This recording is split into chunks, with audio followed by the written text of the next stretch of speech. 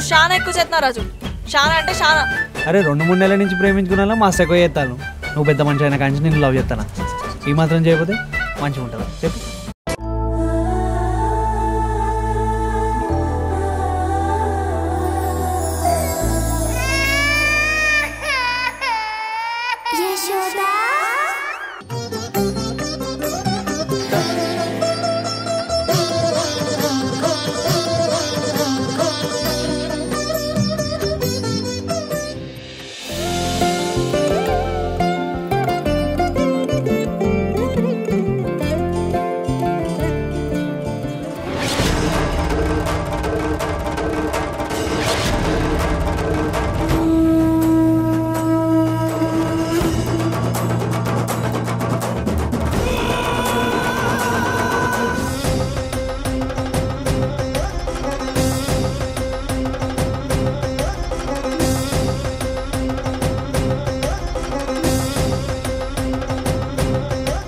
మహాలక్ష్మీ దేవతాభ్యో నమో నమః. చెప్పండమ్మా. అర్చన చేయాలి పంతులు గారు. ఎవరి పేరు మీ తల్లి? పూజ్య హంసిని. చాలా చక్కటి పేరమ్మా. మీ అమ్మాయా? అవును పూజారి గారు. నా బిడ్డ పుట్టిన దగ్గర నుండి ఆపదలోనే ఉంది, ఆపదలోనే పెరుగుతుంది. అందుకే నా బిడ్డకేం కాకుండా కాపాడమని ఆ దేవుణ్ణి వేడుకోవడానికి వచ్చాను. మీరే ఆ దేవుడికి నా బిడ్డ నాకు దక్కేలా చేయమని చెప్పండి. అదేంటమ్మా ఇంత దూరం వచ్చి నువ్వు మొక్కుకోకుండా నన్ను దేవుణ్ణి వరం అడగమంటావు? దేవుడు వరం ఇచ్చినా పూజారి వరం ఇవ్వలేదు అంటారు కదా. అంటే మీరు దేవుడి కంటే పవర్ఫుల్ అనే కదా. అందుకే మీరు కోరుకుంటే నా కోరిక త్వరగా తీరుతుందని నేను నమ్ముతున్నాను.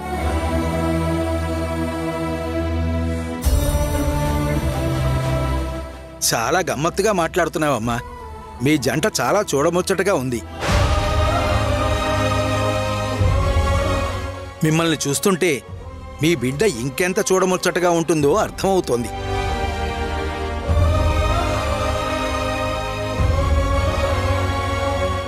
పంతులు గారు అది యశోద,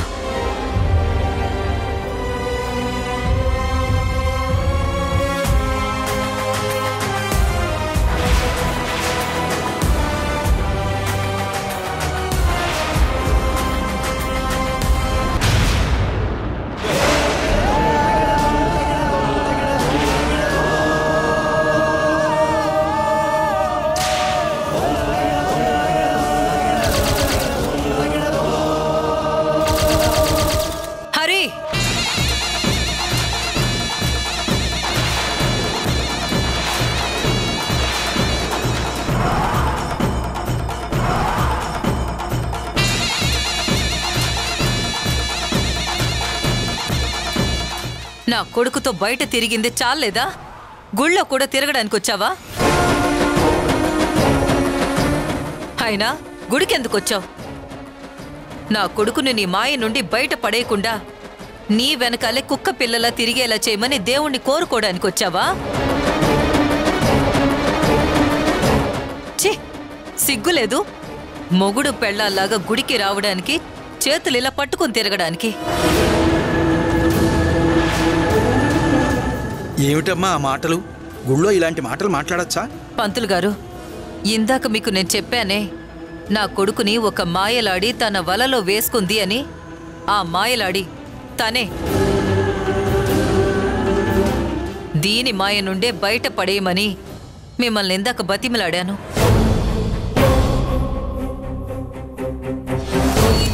అమ్మా, గుళ్ళో ప్రశాంతంగా ఉందామని యశోద వచ్చింది. తన బిడ్డ గురించి దేవుణ్ణి మొక్కుకోవడానికి వచ్చింది. అంతేకాని మేమిద్దరం ఏదో జల్సా కోసం తిరగడానికి ఇక్కడికి రాలేదు. ఓహో, కూతురు కోసం కోరుకోవడానికి వచ్చిందా? అలా అయితే ఒక్కతే రావచ్చు కదా. నిన్నెందుకు తగుదునమ్మా అని వెనకేసుకొచ్చింది?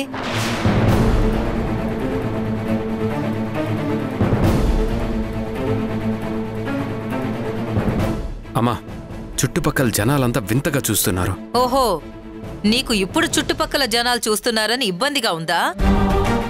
మరి నువ్వు దీంతో తిరుగుతూ ఉంటే ఊళ్ళో జనాలందరూ, ఇంటి పక్కన జనాలందరూ మా ముందే నీ గురించి నానా రకాలుగా మా ముందే మాట్లాడుతూ ఉంటే ఎంత బాధగా ఉంటుందో నువ్వెప్పుడైనా ఆలోచించావా? మా బాధ ఇదిరా అని నీకు చెప్తే ఏ రోజైనా మా మాటల్ని ఆలకించావా? లేదే. ఇప్పుడు మాత్రం యశోదని నిన్ను జనాలందరూ చూస్తున్నారని ఇబ్బంది పడిపోతున్నావు. నువ్వు పరాయి దానికిచ్చిన వాల్యూ కన్న తల్లిదండ్రులకు ఇవ్వట్లేదురా. ఎందుకమ్మా అలా అనుకుంటావు? నీకంటే నాకెవ్వరూ ఎక్కువ కాదు. అలా అని యశోదను నువ్వు తక్కువ చేస్తూ ఉంటే నేను చూస్తూ ఉండలేను. ఏయ్, ఇంకా చాలా ఆపరా. నువ్వు ముందు ఇక్కడి నుంచి పద. అమ్మా, నేను ఇక్కడికి యశోదను తీసుకొని వచ్చాను. యశోదను డ్రాప్ చేసిన తర్వాత వస్తాను. వద్దులే హరి, నువ్వు వెళ్ళిపో. అత్తయ్య రమ్మంటున్నారు కదా, అత్తయ్యని బాధ పెట్టకు. అబ్బబ్బబ్బబ్బా, చిచ్చి, ఏం నటిస్తున్నావే? నువ్వు మనసులో ఏదో బాధపడుతున్నట్టు, మా గురించేదో ఆలోచిస్తున్నట్టు నా కొడుకు ముందు మంచి మార్కులు భలే కొట్టేస్తున్నావే. చూడు, నీకు ఇంతకు ముందు చెప్పాను, ఇప్పుడు చెప్తున్నాను. దయచేసి నన్ను అత్తయ్య అని మాత్రం పిలవకు. చిన్నప్పటి నుంచి మిమ్మల్ని అత్తయ్య అని పిలవడం అలవాటైపోయింది కదా, అందుకే అలవాట్లో పొరపాటుగా అత్తయ్య అని వచ్చేస్తుంది. సారీ. ఏయ్, నువ్వు పదరా. నువ్వు వెళ్ళమ్మా, నేను వస్తాను. దయచేసి ఇంకా ఇక్కడ రాద్దాంతం చేయకు. ప్లీజ్ వెళ్ళమ్మా.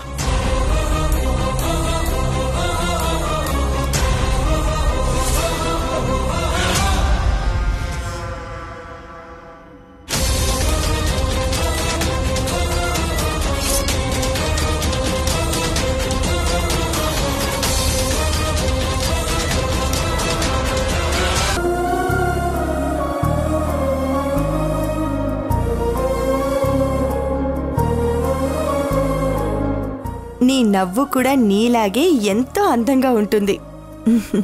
నీతో ఆడుకుంటున్నా, నీ నవ్వు చూస్తున్నా నాకెంత ప్రశాంతంగా ఉంటుందో తెలుసా?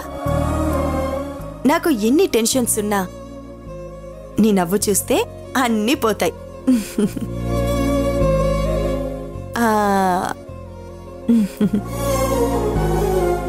చిచ్చి, ఇన్ని రోజులు నా కూతురికి నీ వాల్యూ తెలియలేదే.